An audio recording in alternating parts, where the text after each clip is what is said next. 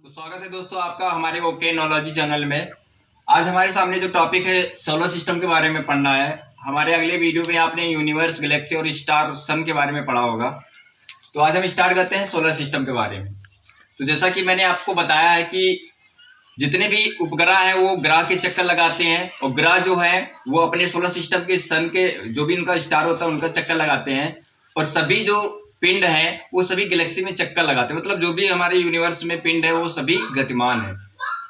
तो अब हमें चर्चा करना है अपने सोलर सिस्टम के बारे में। वर्तमान समय में हमारे सोलर सिस्टम में 8 प्लैनेट हैं। 2006 से पहले हमारे सोलर सिस्टम में 9 प्लैनेट हुआ करता था, प्लूटो, जिसको हटा दिया गया। हुआ क्या कि एक सम्मेलन होता है विश्व लेवल पे, IAU, international astronomical union summit 2006 में हुआ था। तो इसमें होता क्या है कि हर देशों के जो साइंटिस्ट होते हैं वो आपस में एक सम्मेलन करते हैं कि, तो इस सम्मेलन में ये चर्चा हुआ कि प्लूटो जो है वो कोई भी फीचर हमारे प्लैनेट के जैसा नहीं रखता, क्योंकि प्लैनेट वही होता है जो जिसके पास स्वयं का गुरुत्वाकर्षण बल हो और वो सूर्य का चक्कर लगाए, और जिसके पास ग्रेविटेशनल फोर्स हो, गुरुत्वाकर्षण बल हो। तो ये तीनों इस क्वालिटियां हमारे इस प्लूटो के पास नहीं थी, जिसके कारण 2006 से इसे प्लैनेट के श्रेणी से हटाकर उसे अन्य पिंड में रख दिया गया। तो आज हम चर्चा करते हैं अपने सोलर सिस्टम के बारे में। तो हमारे सोलर सिस्टम में वर्तमान समय में 8 प्लैनेट हैं जो सभी सन के चक्कर लगा रहे हैं अपने अपने ऑर्बिट से। ये सभी हमारे प्लैनेट हैं, आप देख रहे होंगे बोर्ड में। तो हमें चर्चा करना है सबसे पहले अपने पहले प्लैनेट के बारे में जो सूर्य के सबसे नजदीक है, मरकरी। तो मरकरी जो है ये आकार में और द्रव्यमान में दोनों में छोटा होने के कारण ये सूर्य का परिक्रमा सबसे कम दिनों में लगा लेता है, 88 दिनों में। और सबसे नजदीक का जो ग्रह है वो भी हमारा क्या है, मरकरी है। मरकरी का जो कलर है वो डार्क ग्रे है। तो इसके पास कोई भी वायुमंडल नहीं है, ना ही कोई इसका कोई उपग्रह है। दिन में काफी गर्मी होती है और रात काफी बर्फीला होता है। जितना हिस्सा इसका सूर्य के सामने रहता है वो हिस्सा पूरा जो जहाँ पे दिन होता है वो बहुत टेम्परेचर में होता है, और जो एरिया जिस एरिया में सूर्य की रोशनी नहीं पहुंचती वहां पे काफी ठंडी पड़ती है। तो ये हो गया हमारा मरकरी जो 88 डे में सन का चक्कर लगाती है। क्योंकि इसका आकार छोटा है तो इसकी स्पीड ज्यादा होती है, इसी कारण ये जल्द से जल्द 88 दिनों में कंप्लीट कर लेती है अपना परिक्रमा। दूसरा हमारा जो ग्रह है वीनस। वीनस प्लैनेट जो है वो इस सोलर सिस्टम का सबसे चमकता हुआ ग्रह है और सबसे गर्म ग्रह है। इसका रीजन क्या है कि उसका जो सरफेस है वो पूरा डिजर्ट है। डिजर्ट होने के कारण वो चमकता हुआ दिखाई देता है, और डिजर्ट चीजें जल्दी टेम्परेचर में आ जाती है, जिसके कारण वो सबसे गर्म ग्रह है। और इसके पास कोई वायुमंडल नहीं है, ना ही कोई मून है। ऐसे हमारे मरकरी के पास भी कोई वायुमंडल और कोई मून नहीं है।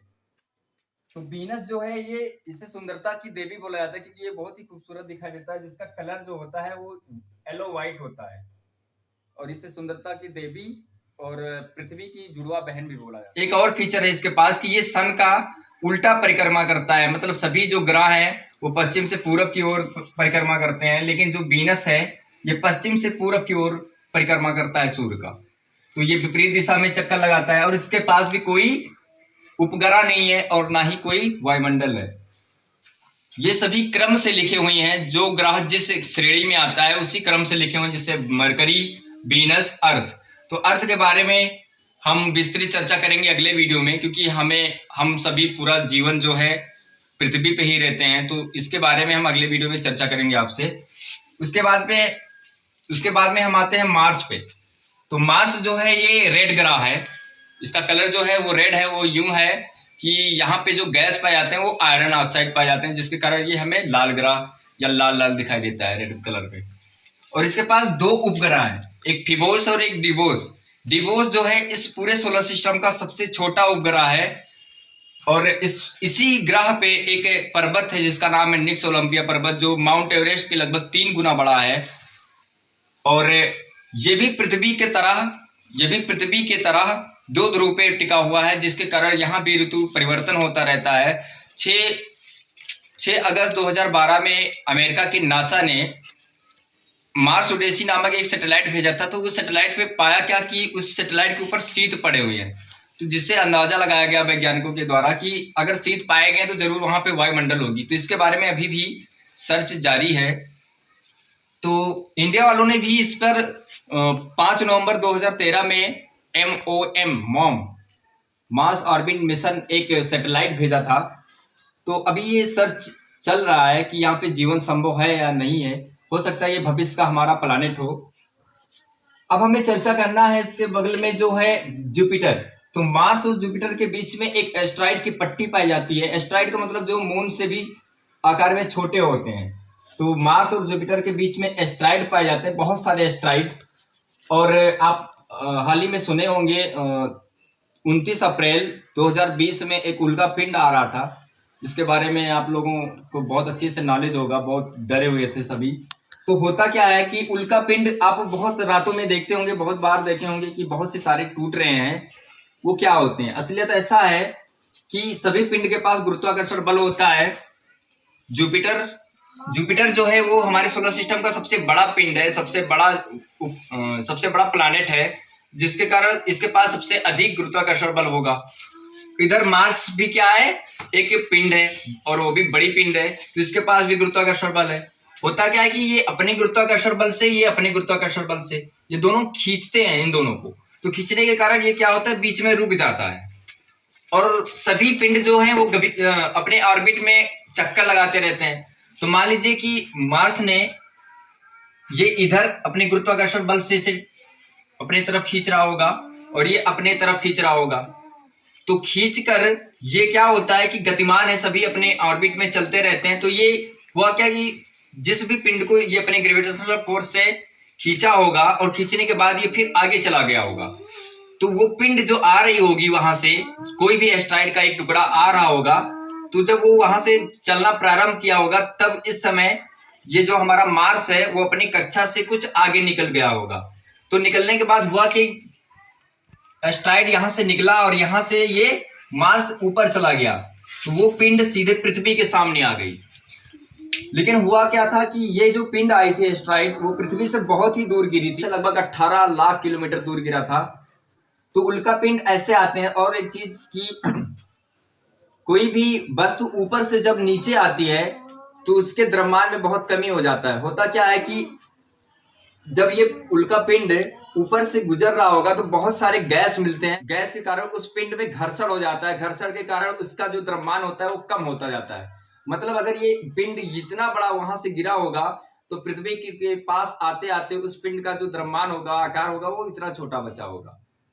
तो ये थी उस पिंड के बारे में, उल्का पिंड। तो हम रात में देखते हैं कि जब वो पिंड आते हैं तो जब वो वायुमंडल से गुजरते हैं तो वहां पे घर्षण के कारण एक आग की लपट निकलती है, जिसे हम रात में देखते हैं तो बोलते हैं तारा टूट के निकला। तारा टूट के नहीं निकलता, वो एस्ट्रॉइड या कोई छोटा सा कण होता है जो गतिमान या किसी गुरुत्वाकर्षण बल के कारण वो खींचा जा रहा होगा। तो जब भी आप देखते होंगे कि आप गाड़ी चलाते हैं, मोटरसाइकिल जब आप चलाते हैं, तो आपको सामने से बहुत सारी हवाएं लगती हैं।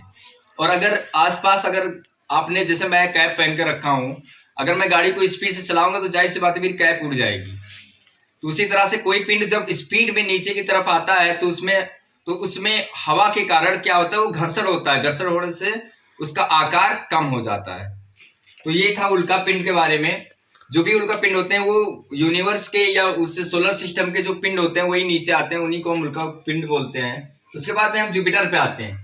जुपिटर जो है ये येलो कलर का प्लैनेट है और ये सूर्य का परिक्रमा 12 साल में एक परिक्रमा लगाता है।